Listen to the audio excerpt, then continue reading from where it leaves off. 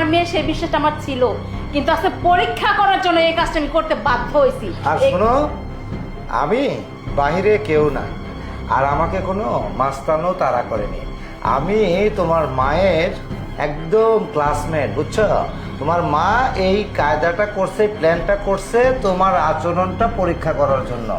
এই কারণে আমি এইভাবে এসেছিলাম, বুঝছো? মানেটা কি? আমি তো কিছু মানে কি? কোনো আর মানে নেই। তোকে আমি আজ থেকে আর পড়াশোনা করাবো না, তোর বাইরে যাওয়ার সমস্ত কিছু বন্ধ, তোর আমি বিয়ের বন্দোবস্ত করবো। এই হেমালি, কোনো কথাই নেই তোর আরে সাথে আমার। শোনো না, এইটাই তো শেষ না। ওই যে একটা যে ছেলেকে আমি ঢুকতে দেখলাম, সেই ও, ছেলেকে হ্যাঁ, খুঁজে বের করতে হবে, তাই না? আরে আচ্ছা দেখো তো, ঠিক আছে, নাই, কেউ নাই। আমি শুধু মা, দেখো তো। কেউ নাই। আরে কেউ নাই এখানে। আমি তুই নিজে বের করে বের করবো। আরে এই দেখো, দেখছো? এই ছেলে বেরো, সব বেরো, বেরো। হ্যাঁ, আজকালকার তোদের মতো ছেলেদের জন্য না আমাদের মতো যে মেয়েদের সমস্যা হয়ে যায়।